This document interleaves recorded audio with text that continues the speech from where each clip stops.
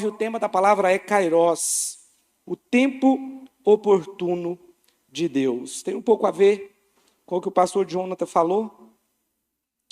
E eu quero falar sobre isso, porque eu acredito que nós estamos vivendo o tempo oportuno para essa igreja. Esse ano de 2024, ele vai ser um ano de muitas definições.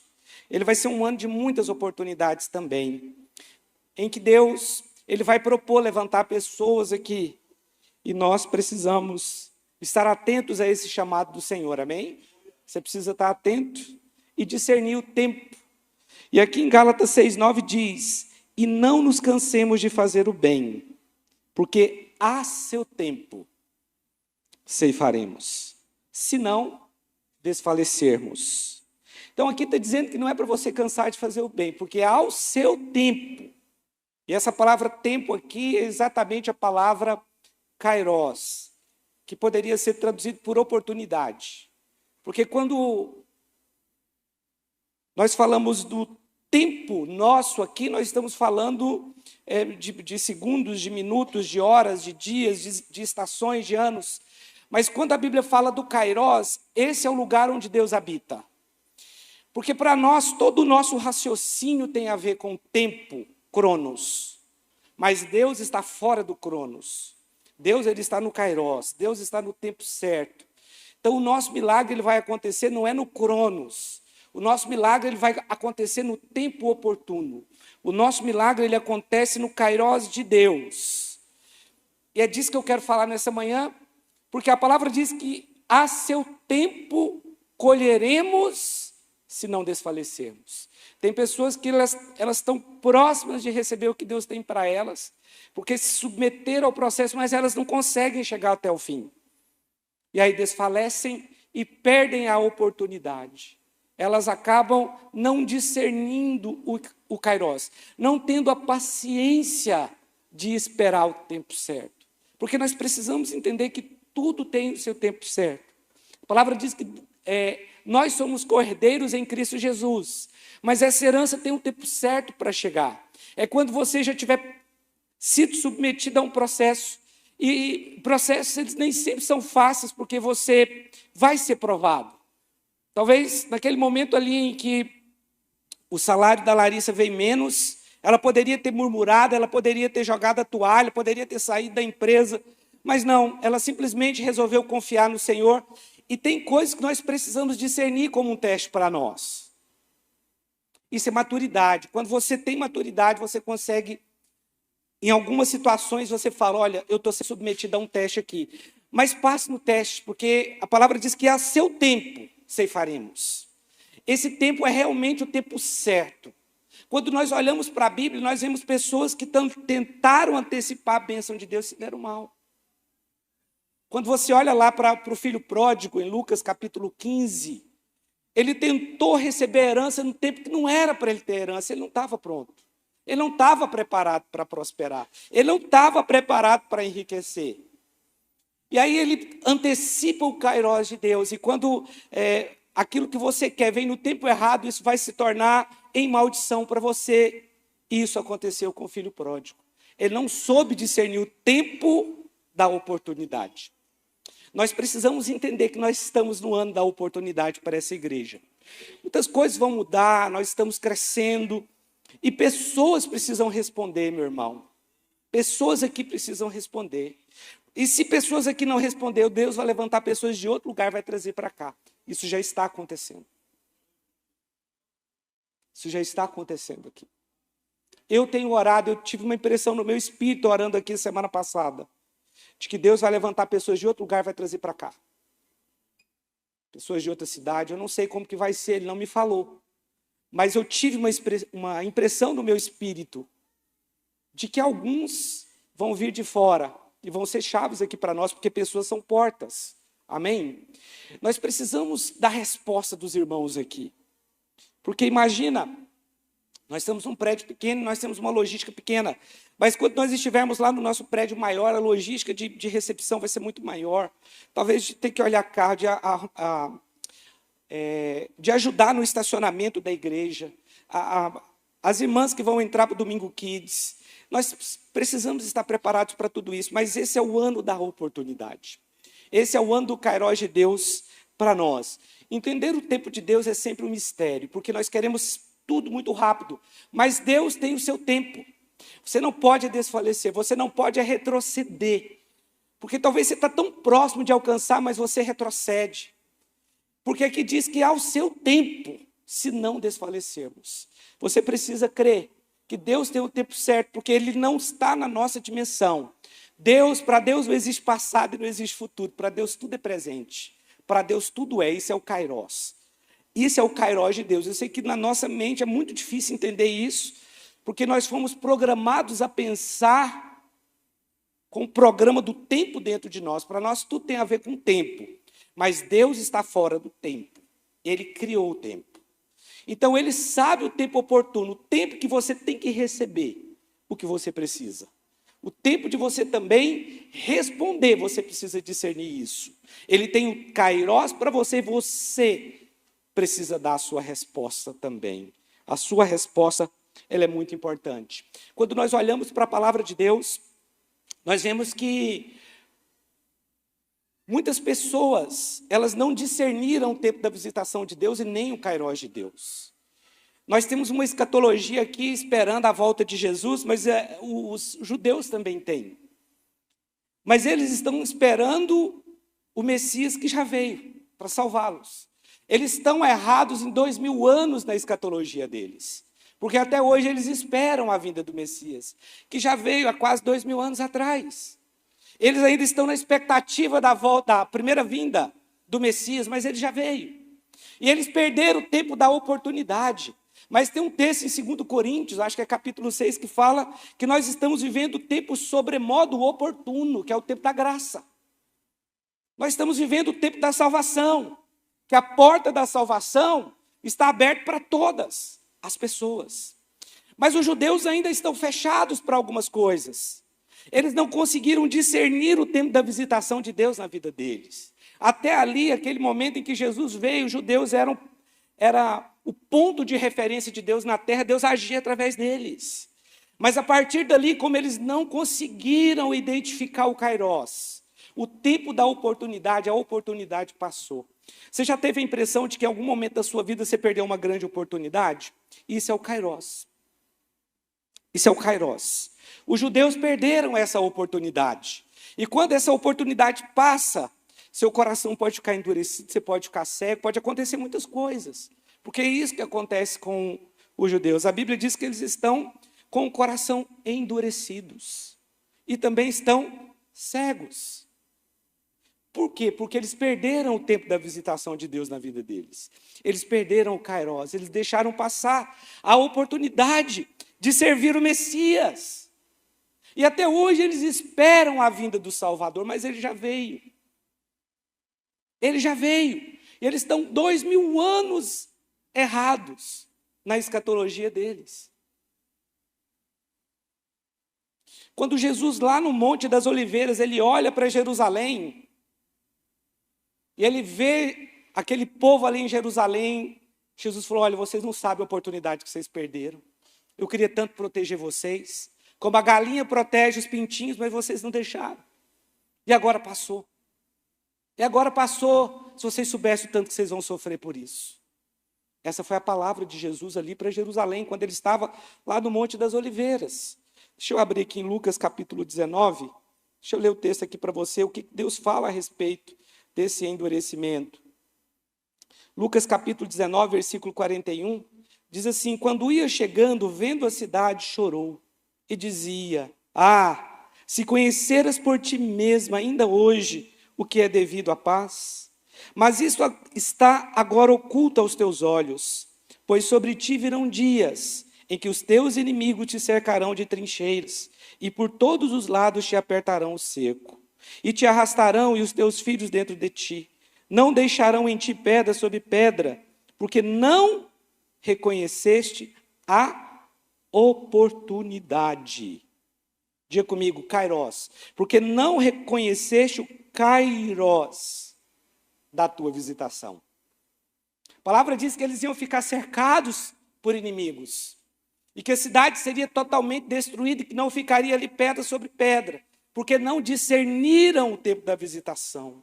Jesus falou aquilo com compaixão, chorou, a palavra diz, porque eles não entenderam esse tempo. Nós precisamos orar e ter o discernimento, porque nós estamos um passo à frente de Israel. Quando eu digo nós, eu falo da igreja, porque nós temos o Espírito de Deus, amém? E nós estamos um passo à frente deles, porque eles não tinham isso, ainda que tinham a possibilidade de crer, certamente. Mas não creram, porque a palavra diz que Jesus veio para o que era seu, mas os seus o rejeitaram. Ele foi rejeitado, Jesus ele foi rejeitado pelos seus, pelos judeus, porque ele era judeu. E a palavra diz que eles não conseguiram discernir o tempo oportuno da visitação de Deus para eles, que era a plenitude do tempo, que é o que nós estamos vivendo agora. Mas em algumas áreas pode ser que nós estamos também deixando passar o Kairos de Deus. Não em relação à salvação, porque nós já estamos salvos, amém? Mas em relação a determinadas situações, até mesmo a dar uma resposta ministerial, porque, meu irmão, se você pensa que sua vida ela se resume a trabalhar e ser bem-sucedido e ganhar dinheiro, tudo isso é algo absolutamente vazio se você não tiver o Senhor. Nós não estamos na terra para dar esse tipo de resposta, ainda que essas coisas, elas podem contribuir, mas elas são secundárias. Nós estamos nessa terra para dar uma resposta espiritual, para dar uma resposta ministerial, para sermos agentes de Deus na salvação de vidas, de pessoas, porque a Bíblia diz que esse é o tempo sobremodo oportuno, porque esse é o tempo da graça. Quando a Bíblia fala que esse é o tempo sobremodo oportuno, ela se refere à graça. Eu acho que 2 Coríntios 6, para mim, 2 Coríntios 6, 1 e 2. Deixa eu ver se é isso mesmo. Se não for, alguém me ajuda aí. É isso mesmo. E nós, na qualidade de cooperadores com Ele, também vos exortamos a que não recebais em vão a graça de Deus. Porque Ele diz, eu te ouvi no tempo da oportunidade e te socorri no dia da salvação. Eis agora o tempo sobremodo oportuno. Eis agora o dia da salvação. Então, o dia da salvação, o tempo sobremodo oportuno, é o tempo que nós estamos vivendo desde a morte de Jesus até agora. É o tempo da salvação. Por esse motivo, nós não podemos fazer vã a graça de Deus. E temos que pregar o Evangelho.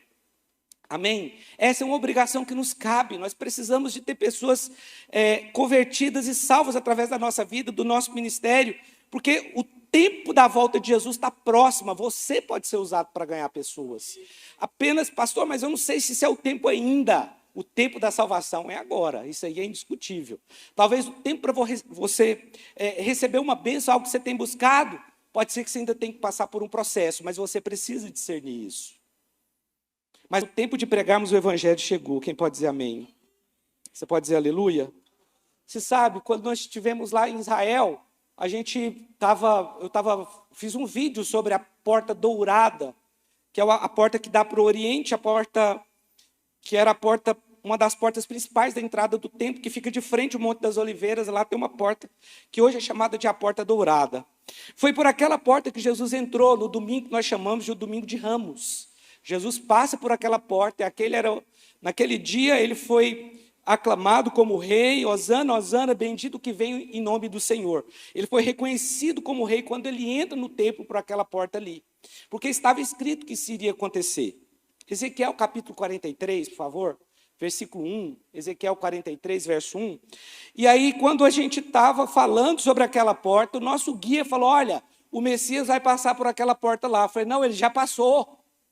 Ele, não. Jesus passou lá. Eu falei, pois é, Jesus é o Messias. Ele, não, mas o Messias, ele não pode ser humilde, ele não pode ser alguém pobre.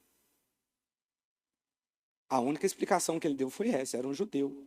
Mas olha o que está escrito aqui. Então um homem me levou à porta, a porta que olha para o Oriente. E eis que do caminho do Oriente vinha a glória de Deus de Israel. A sua voz era como o ruído de muitas águas, e a terra resplandeceu por causa da sua glória. O aspecto da visão que tive era como da visão que eu tivera quando vim destruir a cidade. E eram as visões como a que tive junto ao rio Quebar, e me prostrei rosto em terra. A glória do Senhor entrou no templo, pela porta que olha para o Oriente. Isso aqui está falando exatamente do texto que eles creem que ainda vai acontecer, mas que já aconteceu. Eles falaram lá, o guia, Jesus passou por aquela porta. Eu falei, então, ele é o Messias.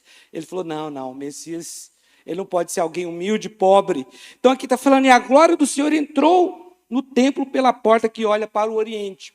Com base nesse texto, eles acreditam que Jesus vai passar por aquele lugar, pela porta dourada ainda. Eles acreditam nisso. E por causa dessa profecia, um rei muçulmano, ano de 1500, manda construir um cemitério no limite da porta, porque um judeu não pisa em lugar que tem ossos, para que o Messias não passasse por lá, porque até esse rei acreditava que viria um rei, Messias, e ia tomar o lugar dele. Esse rei chamava o rei Suleiman. E ele pega e manda fechar a porta para que ninguém passe por ela. E essa porta está fechada, ela está lacrada. Você vai a Israel, ela é chamada de a porta dourada, porque quando o sol está se pondo, ele bate naquela porta e ela fica com a cor dourada. Agora vai para Ezequiel 44, verso 1. Então o homem me fez voltar para o caminho da porta exterior do santuário, que olha para o oriente, a qual estava fechada. Primeiro fala que o rei passou por ela, agora fala que ela estava fechada. E olha o que diz. Disse-me o Senhor, esta porta permanecerá fechada, não se abrirá, ninguém entrará por ela, porque o Senhor, Deus de Israel, entrou por ela. Por isso, permanecerá fechada. No capítulo 43 fala que o Senhor iria passar por ela, mas depois que o Senhor passasse por ela, ela estaria fechada. Eles conseguem identificar uma profecia no capítulo 43, mas estão tão cegos que não conseguem ver que aqui a porta nunca mais será aberta. O capítulo depois. Esse é o nível da cegueira espiritual que os judeus estão. Muitos serão salvos no período da tribulação, mas eles perderam o tempo da visitação de Deus na vida deles. A palavra diz que Deus vai voltar a salvar, mas quantos judeus já se perderam? Porque a salvação hoje, meu irmão, é pela graça. Não é mais pela lei como eles acreditam. É pela graça.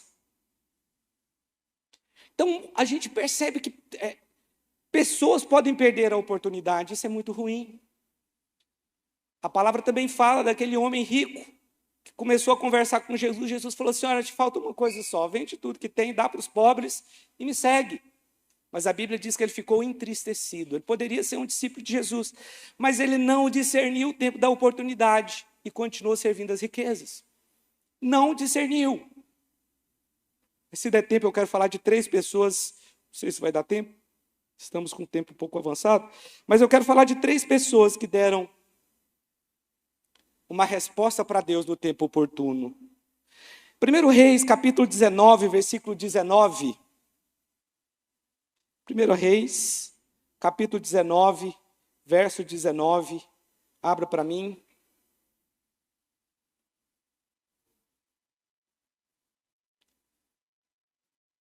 Diz assim, partiu, pois, Elias dali e achou a Eliseu, filho de Safate, que andava lavrando com 12 juntas de bois adiante dele.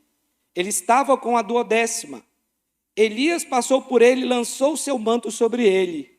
Então deixou este os bois. Correu após Elias e disse, deixa-me beijar a meu pai e a minha mãe, e então te seguirei. Elias respondeu-lhes, vai e volta, pois já sabes o que fiz contigo. Voltou Eliseu de seguir Elias, tomou a junta de bois e os imolou, e com os aparelhos dos bois cozeu as carnes e as deu ao povo e comeram. Então se dispôs. Então o quê? Então, e seguiu Elias e o servia. Vamos lá. Elias, um homem conhecido em toda a terra de Israel, que andava ali onde o Beethoven mora, né, pelo lado da Jordânia, era ali que ele vivia. Poderoso, fez descer fogo do céu, matou os soldados do rei uma vez, 2 vezes. Depois ele fez descer fogo do céu sobre os sacrifícios que ele tinha feito. Depois ele orou, choveu. Esse era o poderoso Elias. Mas Eliseu quem era? Lavrador do campo, um homem simples. E aí Deus dá uma direção para Elias, Elias passa, fala, Eliseu, me segue. Qual que era a garantia que ia dar certo que Eliseu tinha? Nenhuma. Mas é muito importante quando nós discernimos o tempo de Deus, porque quando você discerne o tempo da oportunidade, você vai largar tudo e vai seguir mesmo o profeta. E quando Elias pega as suas juntas de boi, faz ali um carvão, pega os bois, faz um churrasco, dá uma festa, ele está se despedindo. O que ele está dizendo é o seguinte: olha, eu estou rompendo com a minha vida anterior, daqui para frente eu vou seguir o profeta. Para essa vida aí eu não volto mais. Ele era um simples lavrador do campo, mas se tornou alguém poderoso. Porque ele conseguiu discernir o tempo, as estações, a época, o tempo oportuno, Kairos de Deus. E aí Elias vem e fala: segue-me, mas não deu nenhuma garantia para ele. Aqui também não há nenhuma pergunta de Eliseu: onde nós vamos morar? Onde eu vou dormir? O que nós vamos comer? Quem vai nos sustentar? Não teve, realmente. Nesse caso, foi uma palavra de Deus. Foi uma obediência cega. Foi pura fé. Mas ele não deixou passar o tempo da oportunidade de Deus. E para você discernir o tempo da oportunidade de Deus e não deixar passar, é pela fé mesmo. Você precisa crer. Tem que ter fé envolvida. No reino de Deus, meu irmão, tudo é pela fé. Não teve nada natural. Então, queimar a carroça, fazer o churrasco dos bois, dar aquela grande festa, o significado disso era: eu não volto mais. Acabou, entregou a profissão dele. Estou entregando aqui minha profissão agora. A minha vida pertence a você, Elias. Pastor, mas ele estava servindo um homem, porque eu não sirvo a homens. Eu sirvo a Deus. Isso é bonito, porque está na Bíblia isso. Mas o que está na Bíblia é quando Pedro foi exortado pelos judeus a parar de pregar o evangelho. E aí Pedro falou o seguinte: olha, é melhor servir a Deus do que aos homens, porque houve um confronto de duas autoridades. E quando duas autoridades entram em confronto, você tem que ficar com a autoridade maior. E a autoridade de Deus era maior que a autoridade dos romanos e dos judeus ali. Acho que não sei se ele estava sendo ameaçado, era pelos romanos ou pelos judeus. Mas a autoridade de Deus estava acima. Nesse caso, ele falou: não, nesse caso eu fico com Deus, eu vou pregar o evangelho sim. Mas tem gente que pensa que tem que servir, que só tem que servir a Deus. Aí, aqui mostra, nesse texto aqui, que ele se tornou servo de Elias. Mas ele não só se tornou servo de Elias, porque aqui está dizendo que ele servia Elias, mas ele se dispôs. Deixa eu te falar uma coisa: ministério, você tem que se dispor. Você quer ter um ministério, você tem que se dispor no seu coração. Mas essa disposição, ela tem que ser voluntária. Não se dispõe no seu coração e fica reclamando, não. Se dispor é se dispor: Senhor, eu estou aqui, me usa do jeito que o Senhor quiser. Isso vai exigir tempo seu, meu irmão. A palavra diz que ele se dispôs. Não adianta você se dispor e ficar reclamando, murmurando. Isso não cabe a um cristão. O cristão não age assim. Essa não é a postura do homem de Deus. Essa não é a postura de uma mulher de Deus. Homens e mulheres de Deus entendem que tem que fazer algo, porque aquilo é sério e faz. É simples. Mas pessoas que ficam reclamando que o preço está caro demais é porque não está disposto a pagar. Então, beleza, não precisa pagar. Só não reclame. Não tem problema, passou você punido. Não é isso, você não está entendendo. Servir a Deus na igreja, ter um ministério, isso é muito nobre. Alguns não querem, mas também não tem problema, nem serão retalhados por isso. Pode ficar tranquilo, Deus vai cuidar de você do mesmo jeito, sua salvação não depende disso. Mas você precisa ver isso como um privilégio. Se você não consegue ver que servir a Deus e ter um ministério da igreja é um privilégio, então não faça. Você tem que estar feliz naquilo que você está fazendo. Não estou feliz, pastor, então não precisa fazer. Mas aqui diz que Eliseu se dispôs. E depois ele foi e o serviu. Só que foi um servir, meu irmão. O cara virou um grude em Eliseu. Coloca aqui em 2 Reis 2, capítulo 2. Versículo 1. 2 Reis 2, 1. Olha só o que aconteceu aqui. 2 Reis 2. Travou? 2 Reis, capítulo 2. Deixa eu ver se eu tenho aqui. Verso 1. Quando estava o Senhor para tomar Elias ao céu por um redemoinho, Elias partiu de Gilgal, em companhia de Eliseu. Disse Elias a Eliseu: fica-te aqui, porque o Senhor me enviou a Betel. Respondeu Eliseu: tão certo como vive o Senhor e vive a tua alma, não te deixarei. E assim desceram a Betel. Então os discípulos dos profetas que estavam em Betel saíram ao encontro de Eliseu. E lhe disseram: sabes que o Senhor hoje tomará o teu senhor, elevando por sobre a tua cabeça? Respondeu ele também: eu sei, calai-vos. Cala a boca, eu não quero ouvir falar disso, que ele vai ser tomado. Ele é o meu senhor. Disse Elias a Eliseu: fica-te aqui, porque o Senhor me enviou a Jericó. Porém ele disse: tão certo como vive o Senhor, eu não vou largar do seu pé. Essas palavras aí. Não te deixarei. E assim foram para Jericó. Olha o versículo 5. Então os discípulos dos profetas que estavam em Jericó se chegaram a Eliseu e lhe disseram: sabes que o Senhor hoje tomará o teu senhor, elevando sobre a tua cabeça? Respondeu ele também: eu sei, calai-vos, cala a boca, não vou falar disso não. Muito engraçado. Olha o 6. Disse depois Elias: fica-te aqui, porque o Senhor me enviou ao Jordão. Mas ele disse: tão certo como vive o Senhor e vive a tua alma, não te deixarei. E assim ambos foram juntos. Então preste atenção, o cara virou um grude. Elias parece que ele fica um pouco livre de Eliseu. Fica aí. Mas ele não deixava. Não. Eu estou com você. Eu não te deixo. E grudou. Fica aí que eu vou em Betel. Não, eu vou com você. Fica aí agora que eu vou para Jericó. Não, eu vou com você. Não, fica aí agora que Deus me mandou ir para o Jordão. Não, eu vou com você.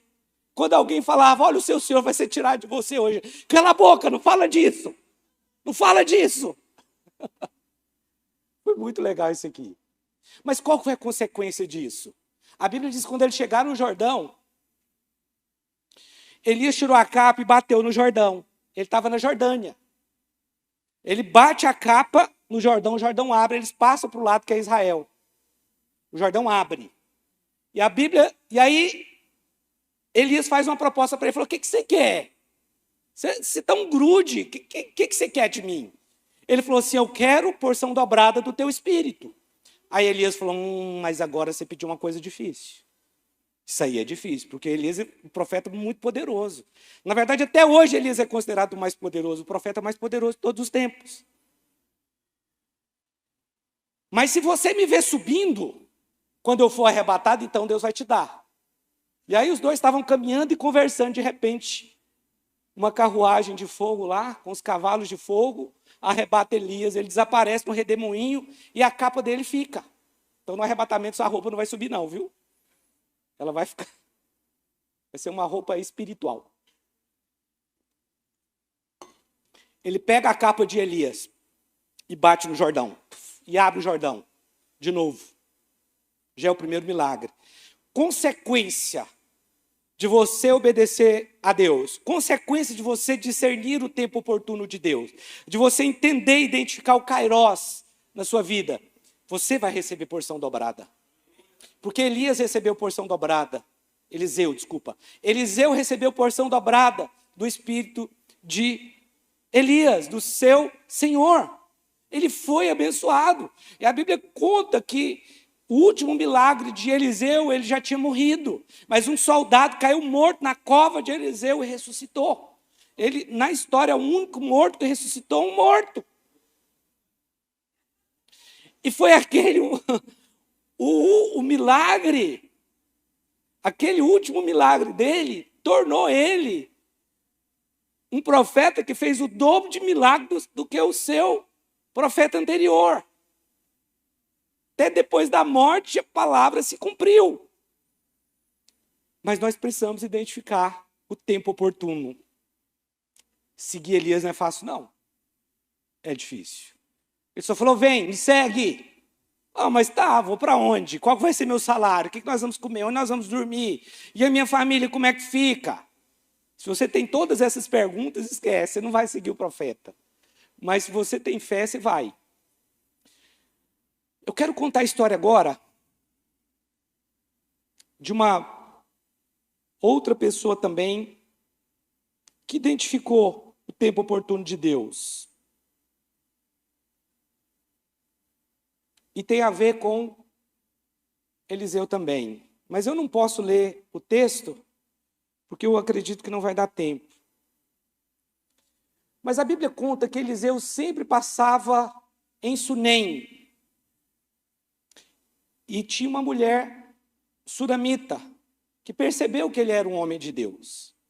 E falou para ele: Eliseu, vem comer aqui em casa. E a princípio Eliseu, sempre que passava em Sunem, ele passava na casa da mulher sunamita e comia lá. Mas ela disse para o marido dela, a palavra diz que ela era uma mulher rica. A palavra diz que ela disse para o marido que, falou: olha, eu vejo que esse homem é um santo homem de Deus. Vamos fazer um quarto para ele ficar, para ele se hospedar. Eles fizeram um quarto, colocaram ali uma mesa, colocaram cama, cadeira. E sempre que Eliseu passava por Sunem, ele ficava ali, ele e o seu servo Geazi. Eles ficavam na casa da mulher sunamita. Sabe de uma coisa, meu irmão? Nós vivemos um tempo de muita desonra. Em tudo. Pais que são desonrados, autoridades que são desonrados, tudo isso é obra do diabo. Isso é diabólico, porque o diabo, ele desonrou a Deus. E ele coloca isso no coração das pessoas. Mas entre nós não pode haver isso. Nós somos crentes. E muitos pastores são desonrados, em muitos momentos. Mas aquela mulher, ela percebeu que aquele homem era o profeta. E você só tem a unção que você honra. Não adianta você achar que vai ser abençoado nesse lugar se você só fica nos criticando. Ah, mas a igreja tem esse problema. A outra igreja, o pastor tem aquele problema. A minha célula tem isso. Você tem até o direito de discordar mesmo, mas quando você fala, você vai contaminar outras pessoas. Ninguém está acima do bem e do mal aqui. Mas é importante você saber honrar o profeta. Honre o seu líder. Honre o seu pastor. E aqui eu não estou advogando em causa própria, não. Isso é bom para você. Se você me honrar ou não me honrar, vai ser a mesma coisa para mim. Se nós honrarmos a Deus ou não honrarmos a Deus, ele vai continuar sendo Deus. Não estou me comparando com Deus. Alguém vai falar que eu estou me comparando com Deus aqui. Mas quando nós honramos a Deus, isso é bom para nós. Nós é que somos beneficiados quando nós honramos. Ela percebeu que aquele homem era um santo homem de Deus. E ela fez um quarto. E um dia Elias falou para Geazi: o que essa mulher precisa? Porque ela é rica. Aí Geazi falou: olha, ela não tem filhos e o marido dela é velho. Aí ele falou assim: chama ela lá.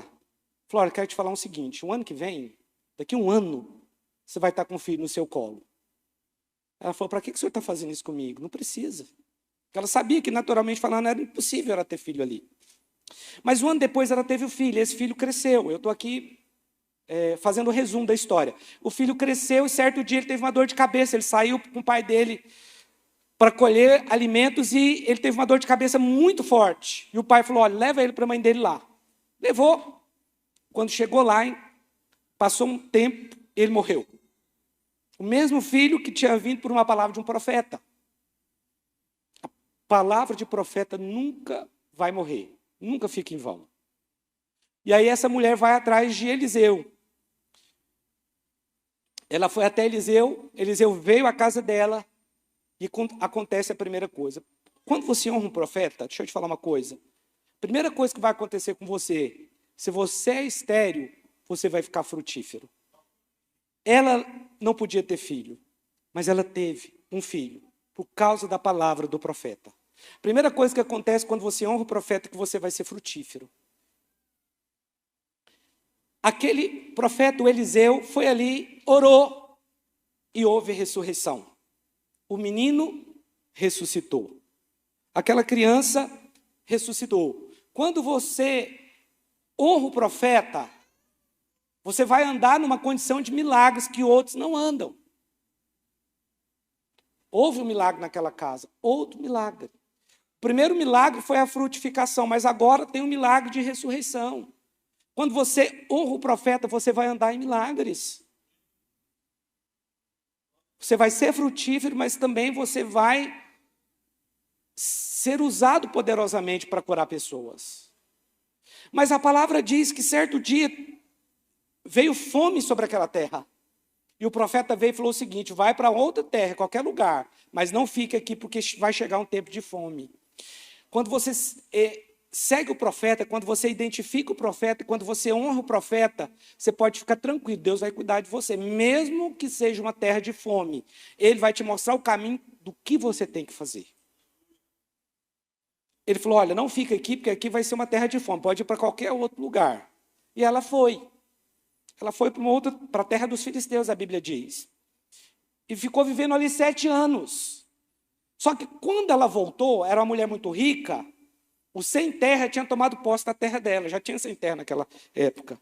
O sem terra, na verdade, foi nessa época, quando ela saiu de lá e 500 anos aí antes de Cristo. Já tinha.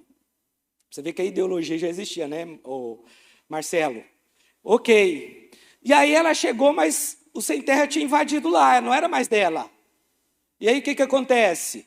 Ela foi até o rei. Só que naquele dia, o rei estava conversando com Geazi, que era o servo de Eliseu. E o rei estava muito curioso, falou assim: Geazi, me conta as histórias do profeta Eliseu, me conta o que ele fazia. E Eliseu começou a contar, e aí Eliseu entra na história da mulher. Ele conta: olha, teve uma mulher que teve um filho pela palavra de Eliseu, mas depois ele morreu e Eliseu ressuscitou. E aí, bem na hora que ele está contando a história, quem é que se apresenta? A mulher. E aí o Geazi grita: é aquela, essa aí, ó. Essa mulher aí, ó. Aí o rei falou o seguinte: olha, faz o seguinte, vou te dar uma carta aqui, restitui todas as terras dela, tem mais. Os 7 anos que ela passou fora, fala para o sem terra pagar tudo para ela agora. Tudo que ele escolher lá, paga para ela. Aqui é palavra do rei. Você segue o profeta? Não importa se o diabo te roubou, você vai ser restituído. Você vai ser restituído. Você não sabe quantas coisas boas tem você seguir o profeta. Ah, pastor, eu vou largar tudo. Meu irmão, não é disso que eu estou falando, não. Eu estou falando de você honrar pessoas que precisam ser honradas. Haverá restituição. Aquela mulher foi restituída em tudo. Amém?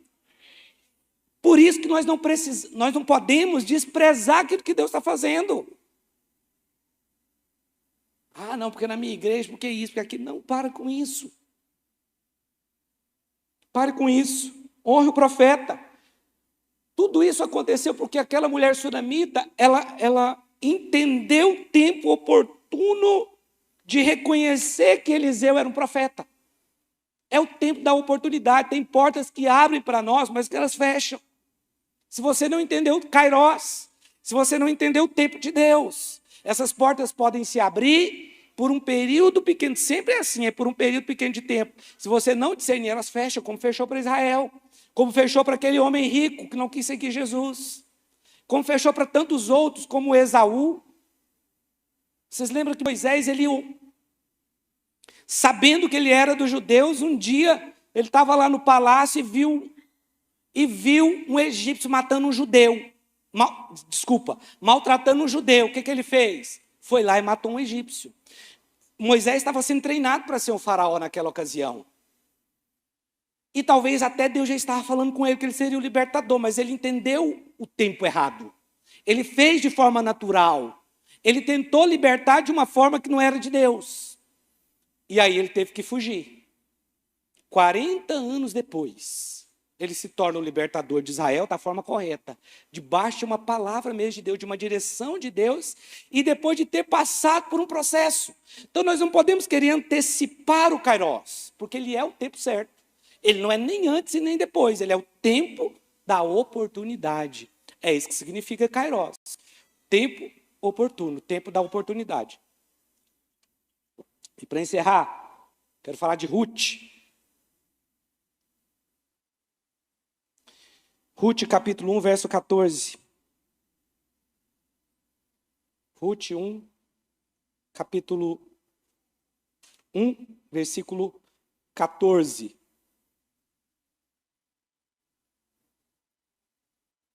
Diz assim: então de novo choraram em voz alta. Orfa, com um beijo, se despediu de sua sogra, porém Rute se apegou a ela. Disse Noemi: eis que tua cunhada voltou ao seu povo e aos seus deuses. Também tu volta após a tua cunhada. Disse, porém, Rute: não me instes para que te deixe e me obrigue a não seguir-te, porque aonde quer que fores, irei eu, e onde quer que pousares, ali pousarei eu.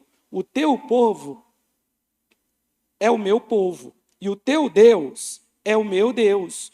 Onde quer que morreres, morrerei eu, e aí serei sepultada. Faça-me o Senhor o que bem lhe aprouver, se outra coisa que não seja a morte me separar de ti. Vendo, pois, Noemi, que de todo estava resolvida a acompanhá-la, deixou de insistir com ela. A história de Ruth é a história da igreja. Ruth era uma mulher moabita. E Moab era um povo que se tornou um povo inimigo de Israel, porque quando Israel tentou entrar na terra prometida através das terras de Amon e Moabe, Beethoven mora em Amon. Amon. Esses povos eram descendentes de Ló, uma relação incestuosa de Ló com as filhas, e era o povo de Moabe e Amon. Então os moabitas não permitiram que Israel passasse pelo território deles, que hoje é a atual Jordânia. E por isso eles se tornaram inimigos de Israel. Mas estava aqui alguém que era uma gentia. Essa é a nossa história. Você tem que ler o livro de Ruth. Você vai ver a história do casamento da igreja com Cristo, que vai acontecer em breve. E aquela era uma mulher rejeitada, porque ela já tinha sido casada. Ela dificilmente arrumaria um marido. Eles estavam nesse contexto aqui. Noemi tinha se mudado com seu marido e seus 2 filhos para Moabe, porque havia fome em Israel. Eles moravam em Belém, lugar onde Jesus nasceu, lugar onde estava Boaz, que vai entrar na história daqui a pouco. E aí eles foram para essa região lá da Jordânia, região de Moabe, e tanto o marido de Noemi como os 2 filhos morreram. E aí quando os 2 filhos morreram, Noemi falou o seguinte: olha, volta, tenta casar aqui mesmo. Eu não vou gerar filho para vocês casarem mais. Uma delas ficou. Mas a outra quis seguir Noemi. Por quê? Porque Noemi era a discipuladora de Ruth. Ela conheceu o Deus verdadeiro através de Noemi. Ela falou o seguinte: eu não vou te largar, não. Para onde você for, eu vou. Onde você morrer, eu também vou ser enterrada. É um texto muito usado para casamento, né? Mas você acha que foi fácil Ruth sair do seu povo, da sua cultura, sua comida, um lugar que ela estava entre os seus familiares, para ir para uma terra desconhecida e que o povo ainda era hostil a ela? Porque uma mulher moabita não era muito bem recebida ali em Israel, por causa da briga que existia entre eles. Mas ela segue Noemi. Ela vai. Porque ela entendeu que só ela poderia cuidar da sogra. E aí a palavra diz que ela foi colher espigas, rebuscar. Isso era muito comum naquela época. Quando era o tempo da cega, da colheita, as pessoas podiam vir colhendo o que caía. Eles vinham colhendo, mas se caísse grão, espiga, eles vinham feixes, quem tivesse atrás podia pegar, isso era permitido, isso era a lei que mandava fazer. Então ela vinha colhendo as espigas que caíam, os feixes de trigo, de cevada. E aí Boaz chegou, que era o dono da terra. Falou: quem é essa moça? Aí explicaram: essa aí é Ruth, que tratou com bondade a sua sogra e veio morar com ela aqui. E aí ele foi nela e falou: olha, não vai para outro campo não, para você não ser humilhada, fica aqui. Você vai colher aqui. E aí Boaz fala o seguinte: olha, deixa cair mais espigas para ela pegar. De propósito. Deixa cair. Deixa ela ficar aqui. Ela colheu 25 quilos de cevada naquele dia. Eu preciso resumir porque a gente já está bem avançado no horário. Mas depois você tem que ler essa história de Ruth. Você vai ler bem rápido assim. Se você quiser ler para conhecer a história, você vai ler rápido. Mas é muito importante você meditar nisso. É um livro pequeno. E aí, então, resumindo aqui, a palavra diz que aquele homem, Boaz, que era um parente remidor de Noemi, e Ruth não sabia, ela foi colher num campo de um parente de Noemi, mas ela não sabia. E naquela época se chamava o parente remidor, era alguém que podia fazer uma proposta para comprar as terras de Noemi, porque ela tinha terras ainda. E aí, Boaz, que é a figura de Cristo, se interessa por Ruth. Um judeu com uma gentia.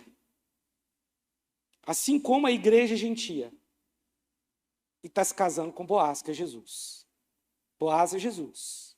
É ele que vai deixar cair as espigas. Vai falar, não, deixa cair as espigas lá. Deixa a igreja pegar. Deixa a igreja se fartar. Porque a Bíblia diz que ela comeu, se fartou e levou para sua sogra, ainda tinha alimento para muitos dias. Abundância. Moral da história, Ruth se casa com Boaz. Ruth tem um filho.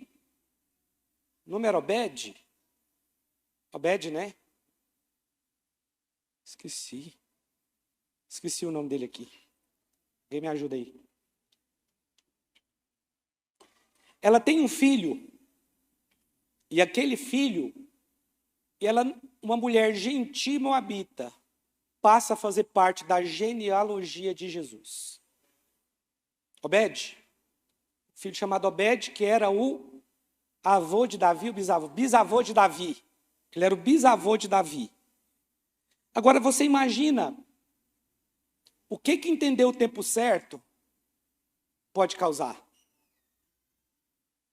Ela rompeu com a sua cultura, né? A língua diferente, um povo que rejeitava os moabitas. Ela foi certamente pensando o seguinte, não, eu só quero honrar a minha sogra. Não estou preocupada se eu vou me casar ou não. Ela abriu mão até do casamento, porque lá em Moabe ela se casaria. Mas em Israel seria muito difícil. E lá em Belém tinha o parente remidor, chamado Boaz, que é um tipo de Cristo. Mas ela não deixou aquela oportunidade passar, ainda que toda a decisão dela foi contrária ao natural. Porque no natural era melhor ter ficado em Moabe. Estava ali perto da sua família, ter o sustento garantido. Mas voltar para Belém, que ela até imaginava que era uma terra de fome, mas naquela época já não era mais, e a palavra Belém significa casa do pão, ela volta com Noemi, vai com Noemi para uma terra que ela não conhecia e que era hostil a ela. Mas ela entendeu o tempo e a oportunidade. Por isso, hoje, ela faz parte da genealogia de Jesus, uma moabita, uma mulher gentia. Isso é o que Deus faz com aqueles que entendem o tempo de Deus. Olha, quem vai recolocar Israel no lugar da bênção é a igreja. Porque hoje Israel só pode ser abençoado através da igreja. Amém? Por isso Ruth teve um filho. Porque aquele filho coloca Noemi de novo na genealogia de Jesus. Porque aquele filho de Ruth fazia parte da descendência de Noemi. Porque Ruth adotou Noemi como a sua sogra. E aí ela pega e dá um filho. E daquele filho vem Jesus muitos anos depois. Mas Noemi, que estava fora da genealogia, volta de novo, por causa daquele filho ali. A igreja vai recolocar Israel na posição certa. Por isso nós temos que orar por Israel. Não sei se você sabe, mas hoje tem um mover acontecendo da igreja dentro de Israel. De judeus que estão se convertendo, estão nascendo de novo. Principalmente em Israel mesmo. Existe um mover ali acontecendo. Mas esse mover vem através da igreja. Vem através do filho de Boaz com Ruth. Que aponta para a igreja, mas que coloca Israel no foco novamente. Isso eu tenho que explicar para você numa outra ocasião. Pastor, mas qual que é a conclusão? A conclusão é que esse é o tempo de você dar a sua resposta. Esse ano, meu irmão, ele vai ser um ano de respostas. ele vai ser um ano de muitas oportunidades que vão aparecer para você, de coisas que talvez nem sequer eu imagino como Deus vai poder te usar. Mas Deus vai te mostrar. Talvez quando a gente estiver dentro daquele prédio, você vai ver que algo não está sendo feito como deveria ser feito. Você vai chegar, pastor, eu queria que você...